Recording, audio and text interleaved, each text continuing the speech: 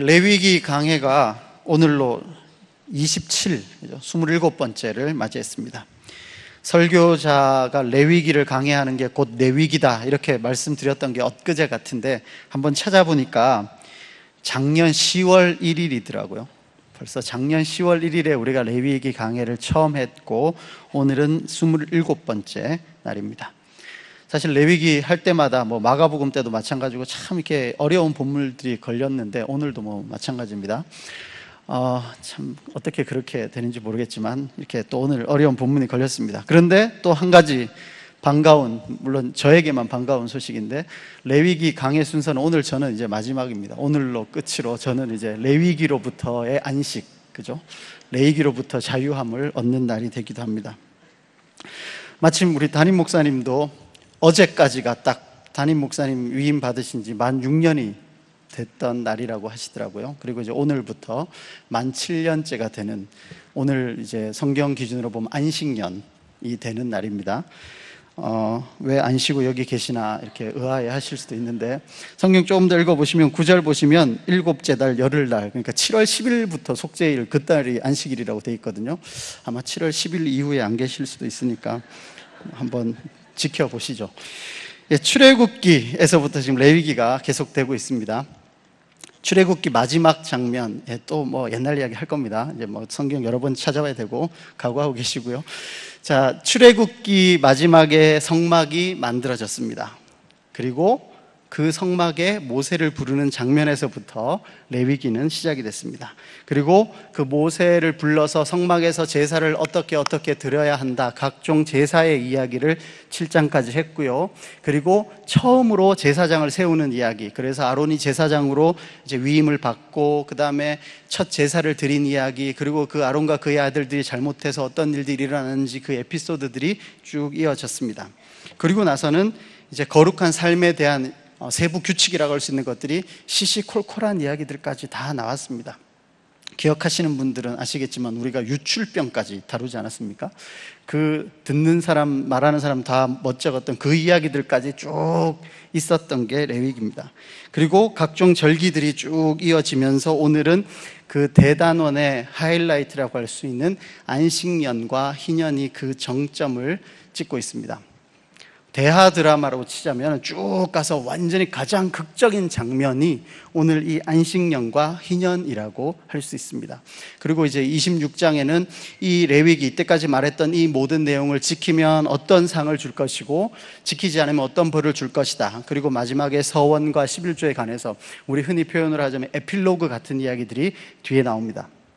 영화나 드라마도 극적인 장면이 딱 있고 나서 그 다음 뒤에 주인공들이 그 다음 어떻게 몇 년 후 이러면서 이렇게 한 몇 분 정도 하고 끝나지 않습니까? 그래서 레위기도 오늘 장면의 그 최고 정점에 있고 뒤에는 에필로그 같은 이야기들이 이제 이어져 있다고 보시면 되겠습니다. 그런데 번제부터 시작된 이 레위기, 그죠? 점점 이렇게 올라가는 이 레위기의 정점에 더 열심히 해라, 더 헌신해라 이 내용이 아니라 안식년, 희년 이 있다는 것은 좀 의미가 남다르다고 할 수 있습니다. 찐빵에 안고 같은 이야기인데 왜 안식년인가? 왜 희년인가? 그런데 그 안식의 기간, 그리고 그 범위, 그리고 그 안식일 혹은 희년이 미치는 그 혜택을 입는 수혜자들의 그 범위가 우리들이 생각하는 것보다 상당히 넓고 또 기간도 길고 그 폭이 이렇게 광범위합니다.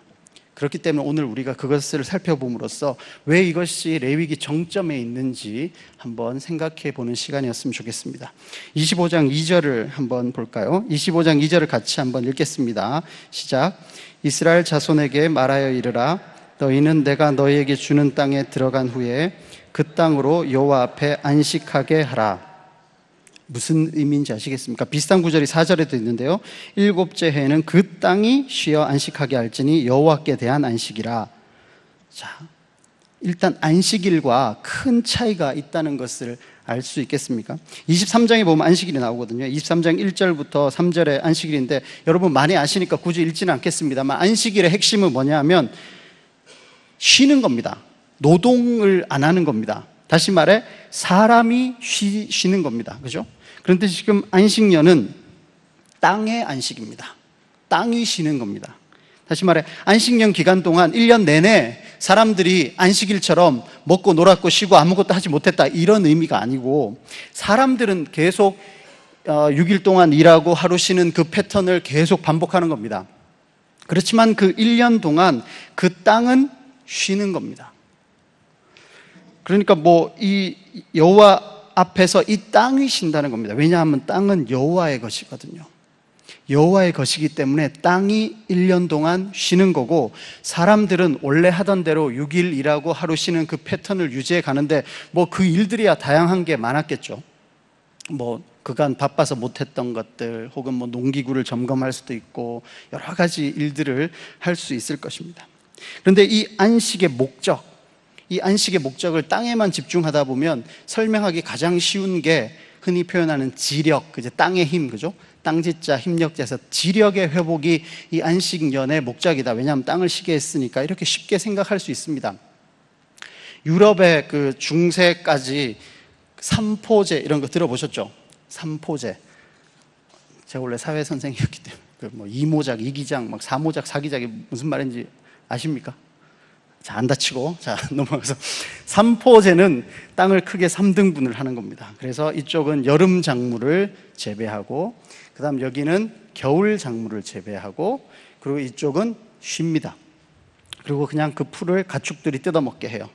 그러고 나서 이제 그 다음 여름이 되면 여기에 여름 작물을 심고, 그 다음 이쪽은 쉬게 하고, 그 다음 여긴 겨울 작물을 심고, 이렇게 3년에 한 번씩 돌아가는 거, 이것을 삼포제라고 합니다. 그러니까 지금 안식년은 7년에 한 번 쉬게 하는 거거든요. 근데 유럽에서는 한동안 삼포제에서 3년에 한 번씩 돌아가면서 쉬었단 말이에요. 그러니까 다시 말해 이 안식년이 땅을 쉬는 것이고 지력의 회복이 그 중요한 목적이라면 오히려 삼포제가 훨씬 더 좋아 보이지 않나요? 그리고 그냥 냅둬도 알아서들 할 겁니다. 땅에 좋은 거라면. 그러니까 뒤집어서 말해서 하나님이 안식년을 땅의 휴식을 명령하신 것은 그런 지력의 회복을 넘어서는 그 무엇이 있다는 겁니다. 그것이 오늘 읽은 본문에 나오는데요, 25장 6절 7절을 한번 볼까요? 25장 6절 7절입니다. 같이 읽어보겠습니다. 시작. 안식년의 소출은 너희가 먹을 것이니 너와 내 남종과 내 여종과 내 품꾼과 너와 함께 거류하는 자들과 내 가축과 내 땅에 있는 들짐승들이 다 그 소출로 먹을 것을 삼을지니라. 아멘. 지금 이 혜택이 누구한테 돌아간다고 나옵니까? 너희라는 거 밑에 제가 적어놨는데요, 그러니까 땅 주인뿐만 아니라 남종, 여종, 품꾼, 그리고 함께 사는 사람들, 그리고 가축, 그리고 심지어 들짐승들한테까지 그 혜택이 미치는 겁니다. 땅을 쉬어요. 땅을 쉬어도 거기서 뭔가 자연스레 나는 것들이 있을 거 아닙니까? 과수원이라면 원래대로 그냥 날 겁니다. 물론 병충해나 여러 가지 때문에 원래보다는 조금 적은 소출이겠지만 그냥 날 겁니다. 밭에 소산도 날고 가수원에 여러 가지 과실들이 날 겁니다. 근데 그거를 냅두라는 거예요. 어차피 네가 노동해서 얻은 게 아니니까 그 땅을 쉬게 하면서 거기서 나는 소산물들은 남종이나 여종이나 혹은 품꾼이나 아니면은 함께 거류하는 외국인들이나 혹은 그냥 너네 집 가축이나 혹은 가축도 아닌 들짐승들한테까지도 그냥 먹게 내버려 둬라, 이 이야기입니다. 어렵죠? 이게 우리가 제일 싫어하는 건데 뭐냐면 남 좋은 일 시키는 거 아닙니까? 그죠? 땅 그냥 가만히 놔둬가지고 남 좋은 일 시키는 거예요. 그런데 이게 하나님이 아브라함을 부르셨던 그 첫 순간부터 이거는 계획되어 있었습니다. 창세기 12장에 유명한 말씀이 나오죠. 한번 찾아볼까요? 창세기 12장 1절부터 3절인데요.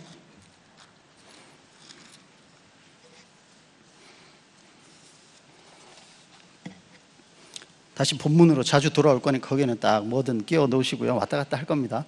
자, 창세기 12장 1절부터 3절 같이 한번 읽어보겠습니다. 시작. 여호와께서 아브라함에게 이르시되 너는 너의 고향과 친척과 아버지 집을 떠나 내가 내게 보여줄 땅으로 가라.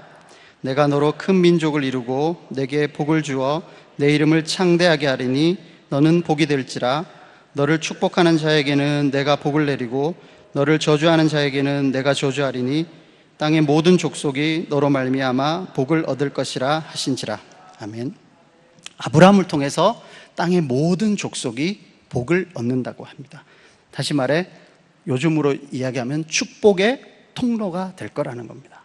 그렇죠? 복을 아브라함에게 주는데 아브라함 혼자 잘 먹고 잘 사는 게 아니라, 그 다음에 아브라함의 가족들 혹은 신앙을 유지하는 몇몇 사람들만 잘 먹고 잘 사는 게 아니라, 이걸 통해서 믿지 않는 모든 열방의 족속들 구석구석에까지 이 복이 흘러가도록 아브라함을 통로로 삼으시겠다. 그리고 우리를 부르신 목적 또한 우리를 그 통로로 삼으시겠다.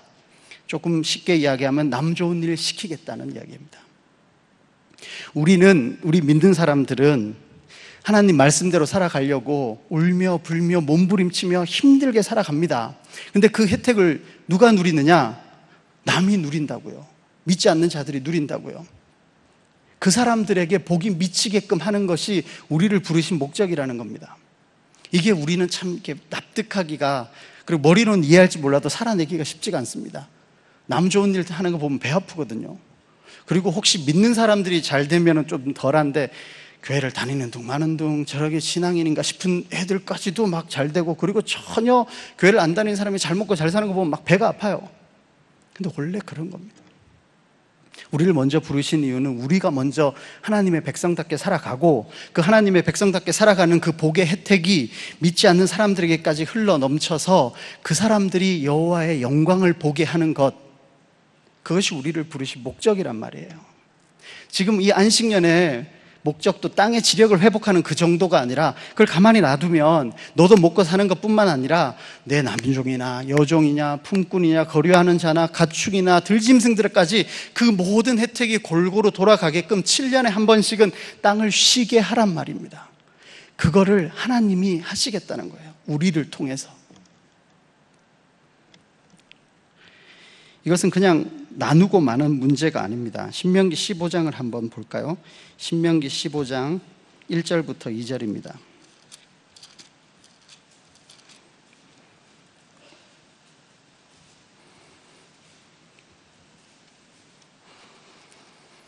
신명기 15장 1절부터 11절까지 쭉 볼 텐데요.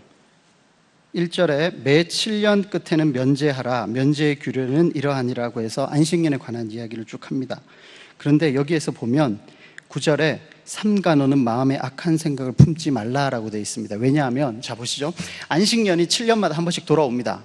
그게 만약에 정말 강력한 제도로 정착이 되면 6년째 되는 해에 돈을 빌려줄까요? 안 빌려줄까요? 어차피 7년 되면 0 될 건데요. 안 빌려줍니다.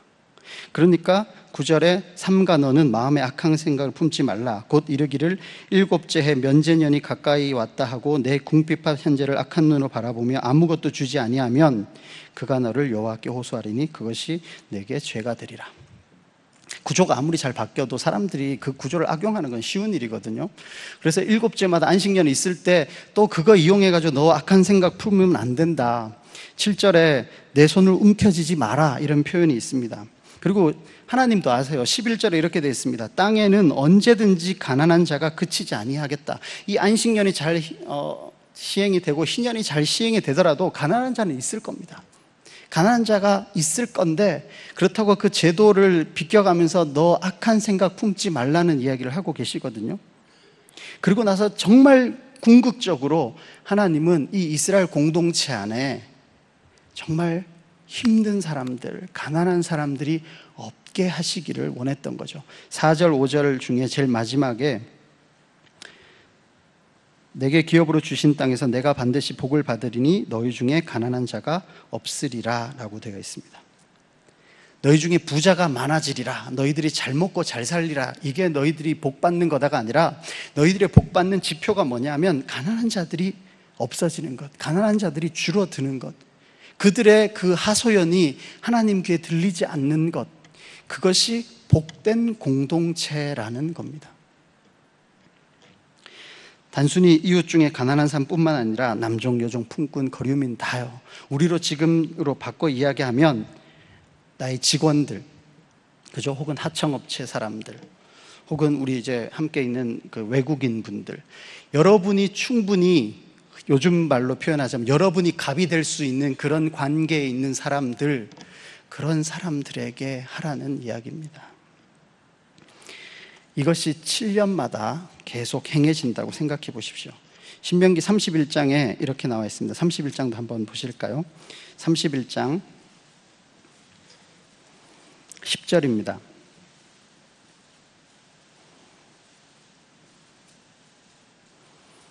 10절을 같이 읽겠습니다. 신명기 31장 10절입니다. 시작. 모세가 그들에게 명령하여 이르기를 매 7년 끝에 곧 맨년의 초막절에, 그리고 쭉 내려와서 12절입니다. 시작. 곧 백성의 남녀와 어린이와 내 성읍 안에 거류하는 타국인을 모으고 그들에게 듣고 배우고 내 하나님 여호와를 경외하며 이 율법의 모든 말씀을 지켜 행하게 하고 라고 되어 있습니다.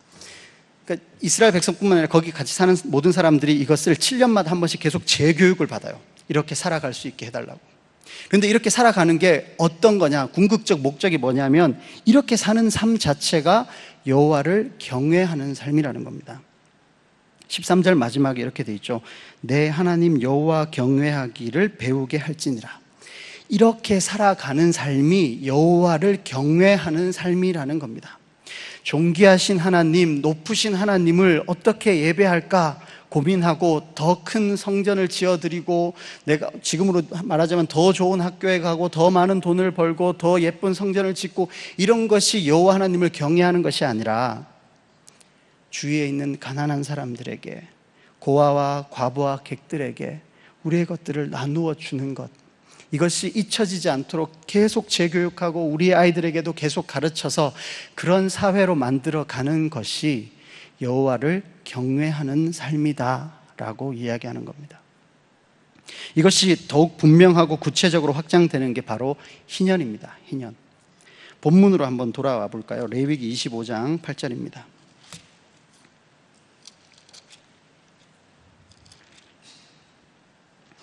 25장 8절 같이 읽겠습니다. 시작. 너는 7 안식년을 계수할지니 이는 7년이 7번인즉 안식년 7번 동안 곧 49년이라. 아멘. 자, 서두에서 말씀드렸듯이 가장 기본은 안식일입니다. 7일에 한 번 있는 안식일. 그것이 1년 내내 이어집니다. 그러고 나서 안식년은 7년에 한 번 일어납니다. 그리고 나서 그 7년이 또 7번이 되는 그때는 안식년보다 더 광범위한 희년이 선포되는 겁니다. 그것은 결국 안식의 확장이 점점점 일어난다고 할 수 있죠. 그런데 이 안식 주기의 확장 중에 조금 이상한 점이 있습니다. 뭐냐 하면 안식일은, 구약의 안식일은 신약의 주일로 뭐 어느 정도의 가감은 있었다고 보지만 어느 정도 맥을 같이 하면서 유지가 되고 있습니다. 그죠? 안식년은 또 어떻습니까? 안식년 뭐 몇몇 분들은 하잖아요. 목사님들 중에 몇몇 분도 할 수 있고 교수님이나 연구원이나 뭔가 할 수 있습니다. 우리 귀에 그렇게 생경하지 않다는 거죠. 뭔가 안식년이 아주 극소수지만 일어나고 있습니다. 그리고 아까 말씀드렸듯이 안식년이라는 건 그냥 무조건 노는 게 아니라 그 땅으로부터, 자기의 직장에서부터 나와서 그동안 하지 못했던 일들을 하는 거죠. 돌아볼 수도 있고, 아니면 뭐 목사님 같은 경우면 그동안 보다 좀 더 긴 호흡으로 묵상하고 또 돌아보고 또 집회를 인도할 수도 있고, 흔히 표현한 안식년이 될 수도 있습니다. 하지만 그 안식년이라는 것이 우리 사이에 회자되고 있어요. 그런데 희년은 어떤가요? 희년은 정말 듣기 힘듭니다. 그죠? 안식일하고 안식년하고 희년이 같은 주기로 점점점 확장되고 있잖아요. 똑같은 맥락이거든요. 안식일의 이야기, 안식년의 이야기, 희년의 이야기. 레위기에서는 똑같이, 그리고 점점점 확장돼서 클라이막스에 희년을 딱 찍고 있는데, 정작 우리는 안식일은 뭔가 비슷하게 주일처럼 있고 안식년은 뭔가 그래도 흔적이라도 남아있는 것 같은데 희년은 찾아보기가 힘듭니다. 레위기에서는 클라이막스인데 우리는 별거 없다는 거죠.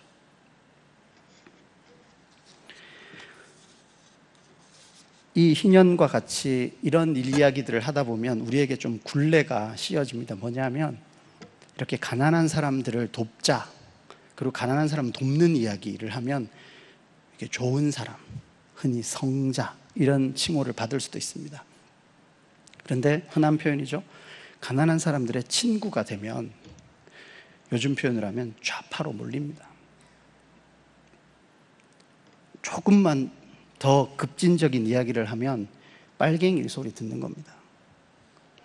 그렇지만 조금 떨어져서 가난한 사람을 좀 돕자, 그러면 괜찮아요.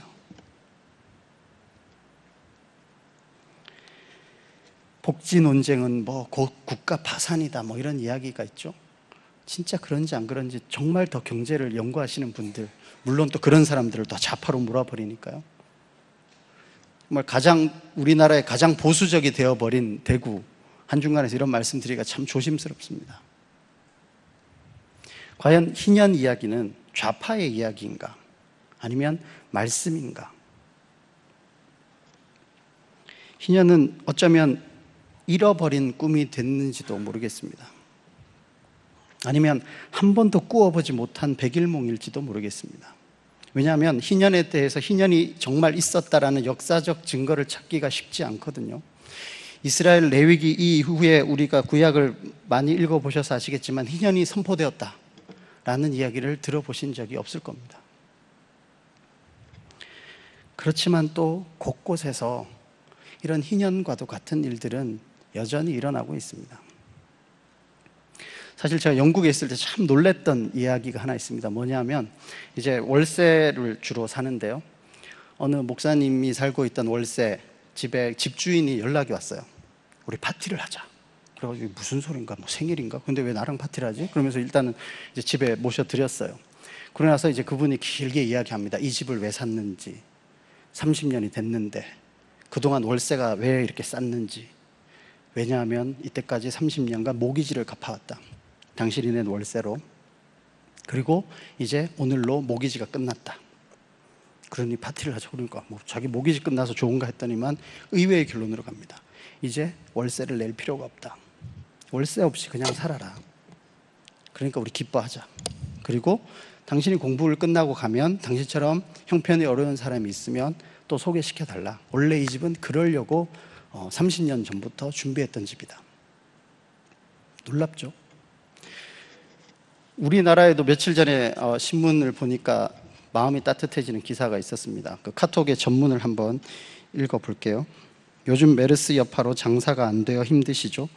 사장님의 고통을 분담하겠습니다. 6월 한 달 월세는 반만 주십시오. 사실 저도 어려워서 힘들게 결정했습니다. 호의를 받아주시고 열심히 사업하셔서 좋은 결과 보시기 바랍니다. 건물주 누구누구 드림. 어떤 건물주가 그 월세 사는 사람 한 명이 아니라 5층짜리 건물이라고 하는데 거기에 입주해 있는 모든 월세 세입자들에게 이 카톡을 보냈답니다. 힘드니까, 나도 힘들어서 여러분도 힘들 것 같으니까 이번 월세는 반만 받겠습니다. 열심히 하십시다. 이런 내용의 카톡을 보냈습니다. 요즘 이런 말이 있습니다.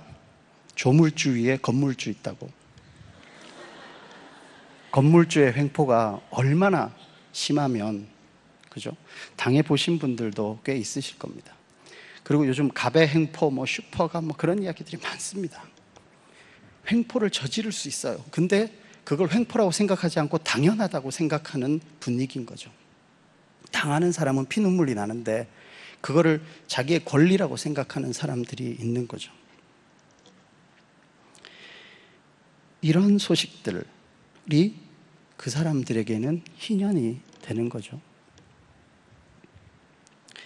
가난한 자들에게 정말 아름다운 소식. 그렇기 때문에 이 희년의 선포일은 속죄일인 7월 10일에 맞춰져 있는 것이 어찌 보면 당연한 것 같습니다. 속죄일은 안식일 중에 안식일이고, 그들이 종되었던 애굽 땅에서부터 벗어났고 또 죄로부터 종되었던 것에서 자유함을 얻은 것을 기념하는 날입니다. 그렇기 때문에 이 과거로부터의 단절, 희년이라는 것은 그간 자기가 힘들게 살아왔던 특히 경제적, 사회적인 속박으로부터의 자유함을 의미하기 때문에 이 속죄일에서 선포되고 1년간 시행되기로 되었습니다. 예수님이 회당에서 읽으신 구절도 이 희년과 맞닿아 있는데요. 이사야 61장을 한번 볼까요? 이사야 61장입니다.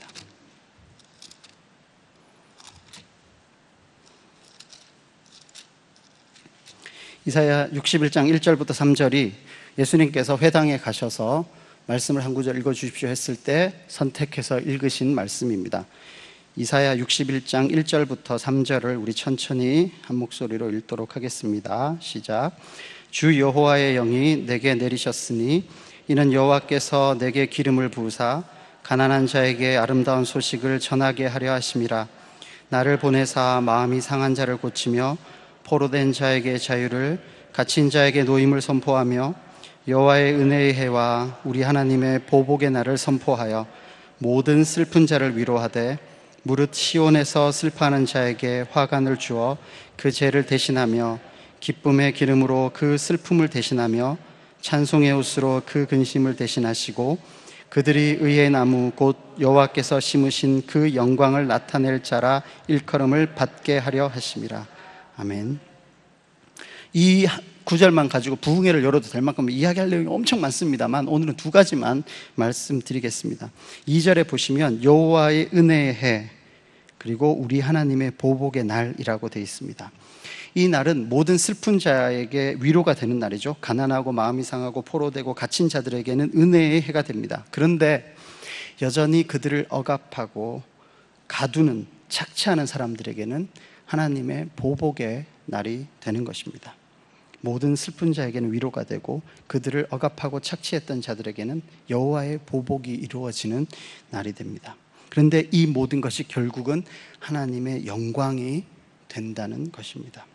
존귀하신 하나님, 높으신 하나님께 영광이 되는 것이 아까도 말씀드렸듯이 의리한 성전을 짓고 좋은 대학에 가고 좋은 직장에 가고 돈을 많이 벌어 헌금을 내고 이런 게 하나님께 영광이 되는 것이 아니라 오늘 읽었듯이 가난한 자에게, 마음이 상한 자에게, 포로된 자에게, 갇힌 자에게 은혜의 해가 선포되는 것이, 그리고 이들을 억압하고 착취했던 자들에게 하나님의 보복이 이루어지는 것이, 이것이 하나님께 영광이 된다는 겁니다.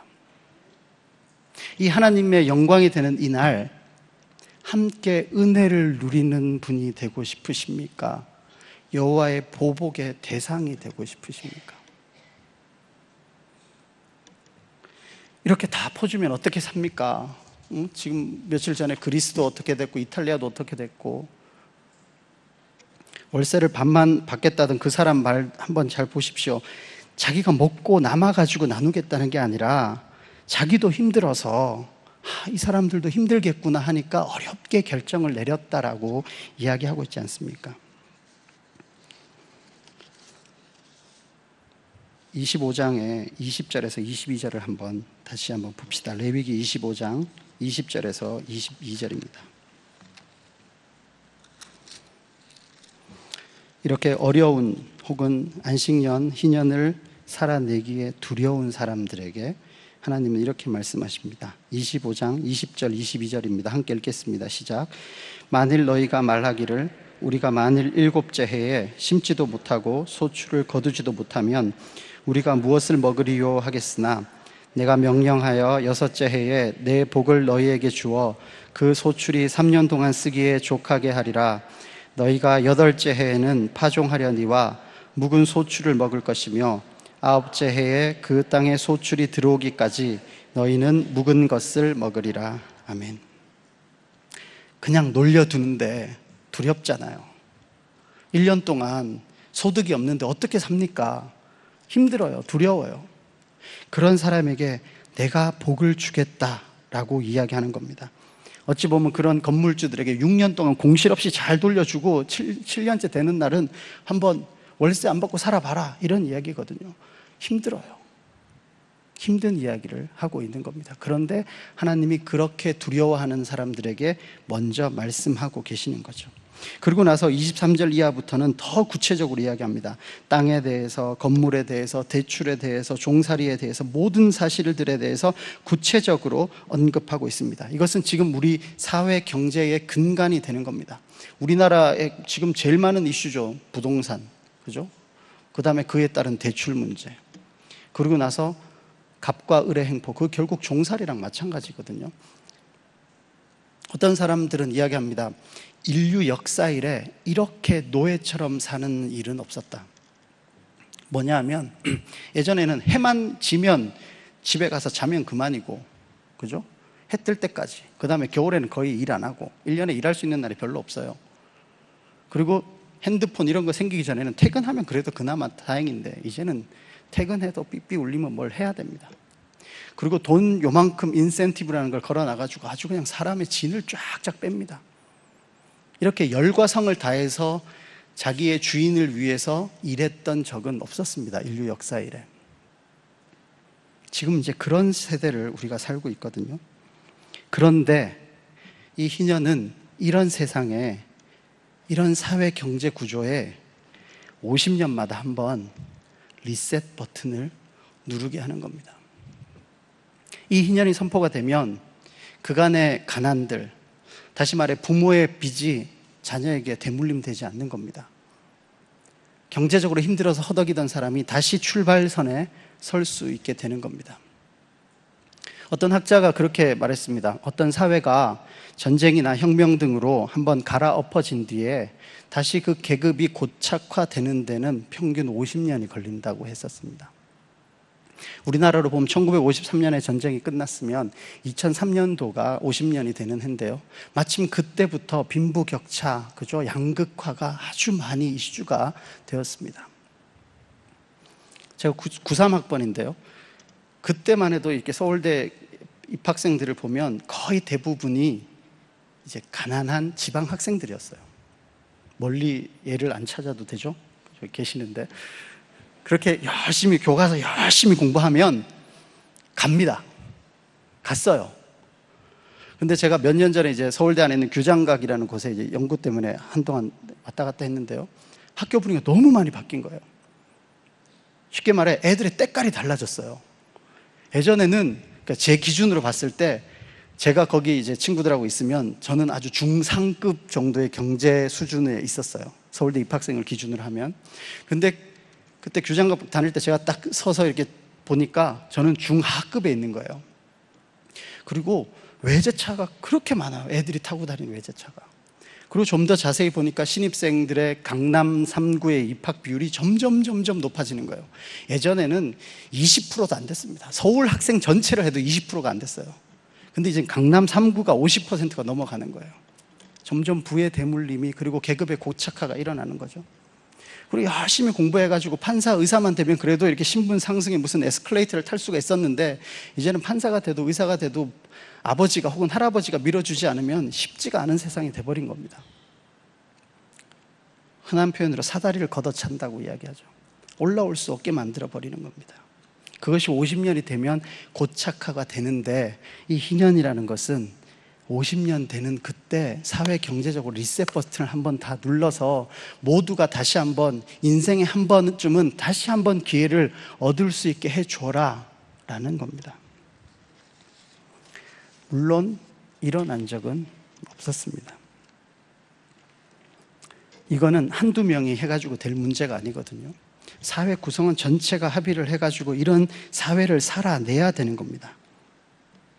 그런데 쉽지가 않죠. 한두 명이 아니라서. 그런데 또 구조적으로 이것을 했다 치더라도 우리 조금 전에 읽어봤던 것처럼 사람들은 악한 마음을 품어가지고, 만약에 전체적으로 희년이 정말 법으로 다 시행됐다고 생각해 보십시오. 누가 돈 빌리러 오면 빌려주겠습니까? 누가 집으로 저당 잡는데 뭐 해주겠습니까? 안 해줍니다. 다시 말해 이건 구조적으로 해보자 한다고 해결되는 것도 아니라는 겁니다. 결국은 한 사람 한 사람이 어떻게 생각하느냐에 달려 있습니다. 사실 저도 뭐 사회 구조에 대해서, 역사에 대해서 많이 공부하고 이것에 대해서 어떻게 헤쳐나가면 좋을까 많이 고민하고 고심했었습니다. 좋은 구조에 달려 있나, 어떤 구조면 될까에 이렇게 현혹된 적도 있었습니다. 근데 결국은 구조가 아니더라고요. 결국은 한 사람입니다. 한 사람.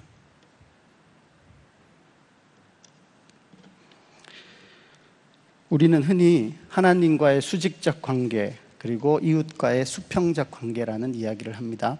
그래서 이제 한국 교회는 수직적 관계는 잘 되었는데 수평적 관계가 조금 미흡하다, 이런 표현을 하기도 합니다. 그런데 그것은 한편으로는 맞지만 한편으로는 틀린 이야기입니다. 왜냐하면 오늘 우리가 나눠드린 그 교환에 보시면 23절을 보시죠. 구체적인 경우를 이야기하는 제일 처음에 토지를 영구히 팔지 말 것은 토지는 다 내 것이기 때문이다. 너희는 그냥 거류민일 뿐이고 동거하는 자로서 나와 함께 있을 뿐이다. 거저 받았다. 그리고 이 땅은 내 거다라고 이야기합니다. 그리고 제일 마지막 55절은 이렇습니다. 이스라엘 자손은 나의 종들이 됨이라. 너희의 종들이 아니라 나의 종들이었다. 그들은 내가 애굽 땅에서 인도하여 낸 나의 종이다. 나는 너희의 하나님 여호와다라고 합니다. 이렇게 함으로써 땅이든 그 다음에 돈으로 사람의 인신의 자유를 구속하는 그 모든 것들이 근본적으로는 하나님과 맞닿아 있다라는 이야기를 하고 있는 겁니다. 다시 말해 수평적 관계가 잘 안 돼요. 수직적 관계는 좋은데 이 말 자체가 성립이 안 되는 겁니다. 수평적 관계의 가장 기본 밑에는 하나님과의 수직적 관계, 다시 말해 이 땅도 하나님의 것이고 이 사람도 하나님의 것이다라는 것을 인정하는 데서 시작해야 된다는 거거든요. 요한일서 4장 20절인데요. 제가 읽어드릴게요. 누구든지 하나님을 사랑하노라 하고 그 형제를 미워하면 이는 거짓말하는 자니 보는 바 그 형제를 사랑하지 아니하는 자는 보지 못하는 바 하나님을 사랑할 수 없느니라.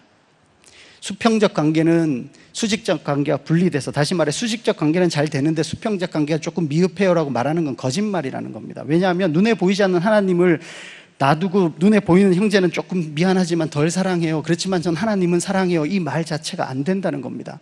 하나님을 사랑하는 거는 눈에 잘 안 보이는데 그것을 어떻게 알 수 있느냐 하면 눈에 보이는 형제를 어떻게 사랑하느냐로 하나님을 사랑하느냐를 알 수 있는 거거든요. 이게 두 개가 구분되어 있다라고 말하는 것 자체가 거짓말이라는 겁니다. 수직적 관계는 괜찮고 수평적 관계가 약간 부족하다. 이 논리는 사실 다른 이방 종교에 있는 논리입니다. 뭐냐면 어떤 이방 종교든 그 신을 섬기는 제인은 훌륭하게 잘합니다.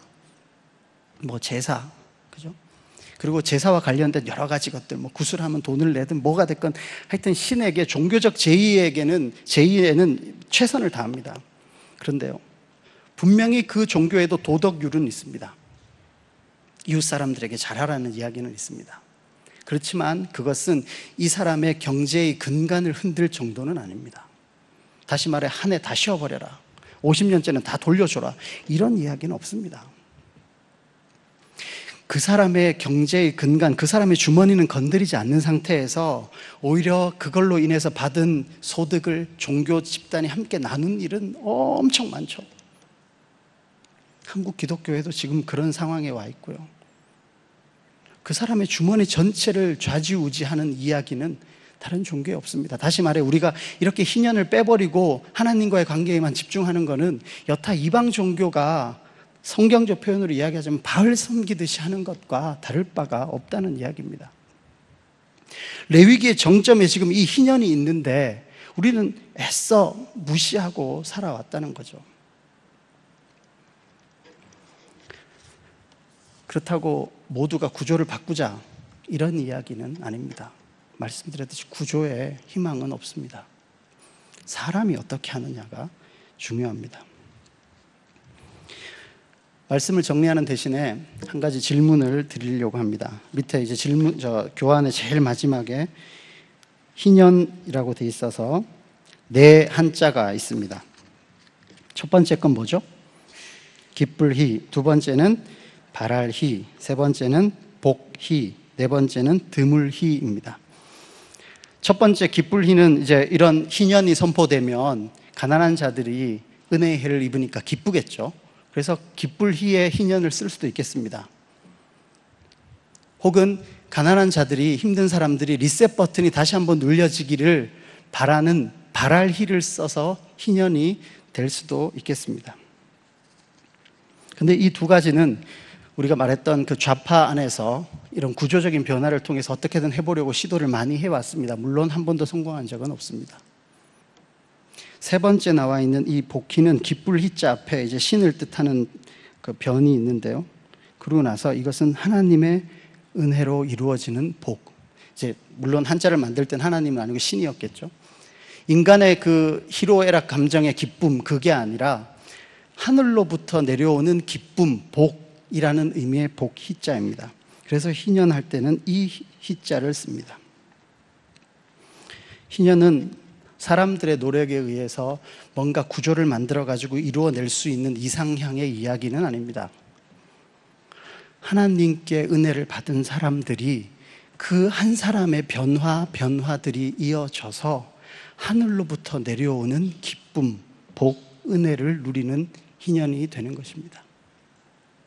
그런데 참 안타깝게도 이런 이야기는 별로 많지 않아서 드물 희자의 희년이 된 것도 사실입니다. 역사적으로 잘 일어나지 않았습니다. 하지만 조금 전에 예를 몇몇 들었던 것처럼 조금씩 그런 자기의 희년을 나누는 사람들이 있습니다. 지금 우리에게도 마찬가지입니다.